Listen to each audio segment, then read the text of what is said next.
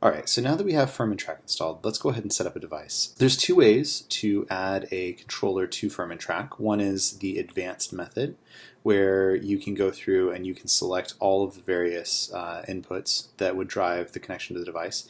The other is the guided method, which will actually make it much simpler. Right now, guided setup only works with the ESP8266 family of devices. However, that will be updated in a later version of Fermentrack. And it only works with ESP8266 devices that have already been flashed. The goal is eventually to have Fermentrack help with flashing as well. However, for this time being, that is not the case. After you've selected that, again, Fermentrack currently only works with devices connected via Wi-Fi. However, it actually has the ability to automatically scan your network to find all of the various ESP8266 based BrewPi controllers that are available for use with Fermentrack. Here you can see all of the controllers that I have on my network.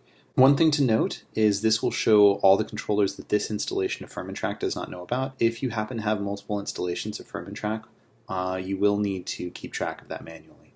I do not, so I'm going to go ahead and go through and start setting these up. To set up a controller, just select the controller that you want to set up and click the Setup button.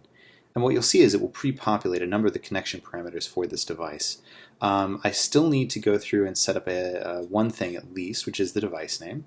And once I have a device name selected, if I want to change the temperature format of this device specifically, I can go ahead and change that here. Once that's done, click Submit at the bottom, and the device is set up. One thing to note, it will take a few seconds for the instance of BrewPi script to be launched in the background to connect to this device.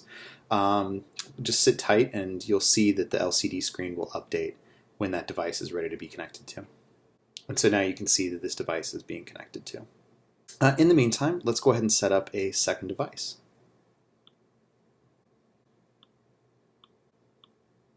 And so once again, I'm going to use the MDNS scan to find it. And I'm going to select the device, hit Setup, add a device name, click Submit, and then the device is configured for use with Fermentrack. Once again, I'll need to wait for BrewPi script to connect to this device. Once you have a device connected, the next thing you'll probably need to do is to go through and configure the pins and sensors for that device. So I'm going to select the legacy test device I just created, and then once I do that, it'll take me to the dashboard. I'll go in and choose Configure Sensors, Pins, and Devices, and then it will pop up with the Sensor, Pins, and Devices dashboard. Now this may take a second or two because it will connect to the device itself and read it on the fly. Once you have the dashboard back, you can see at a glance how close to configured the device is, and right now I have no pins set, hence why everything is currently showing in red. The devices that are available, if I scroll down, you can see I have two one-wire temperature sensors and then the 3 available pins. To set up one of these, simply choose the device function that you want to assign. So in the case of the one-wire temperature sensor, I want to go ahead and assign chamber temperature. And then I want to hit Assign. And then this will connect to the device and it will configure the device for use with Fermentrack. One thing to note, there are fewer options for configuring devices in this as compared to BrewPi www. This is by design. Those configuration options will be set behind the scenes on your behalf. Once you set up that device, you can come in and continue configuring the devices.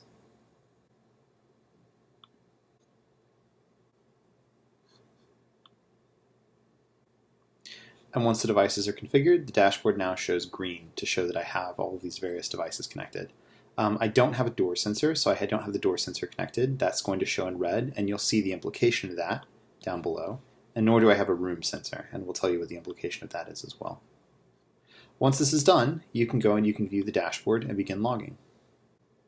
So this is the dashboard. You'll notice that the LCD screen now shows temperatures, but there is no graph. The reason is because of the fact that we're not currently logging a beer, nor do we have a prior log loaded. To begin logging a beer, just click here where it says Now Fermenting Nothing, type in the beer name, hit Create Beer and Log, and then it will begin logging in the background. One thing to note, again, it will take up to 2 log cycles, so about a minute, given that my log interval is 30 seconds, for data to begin being logged by Fermentrack. You will need to refresh the screen to display that log once that happens. And now that I have 2 data points, you can see that my graph is now being generated. To change the control mode for temperature control, simply click the Change Mode button here or Control Temperature down here. You can also change the control mode from the actual dashboard screen, which shows all of the devices that Fermentrack is connected to. To change it on this screen, simply choose Set Mode over here to the right. Choose what you want to enter. Hit Set Beer Constant or Fridge Constant, and then Fermentrack will update to use the temperature that you've selected. This will take a few seconds to take effect. And so now you can see that I have an annotation on my graph showing that the beer temperature was set in the web interface. There are plenty of other features available within Fermentrack. I'll leave them to you to discover. If you have any questions, please come ask in the Homebrew Talk thread or come onto Gitter, and feel free to message me directly. Thank you so much. Enjoy.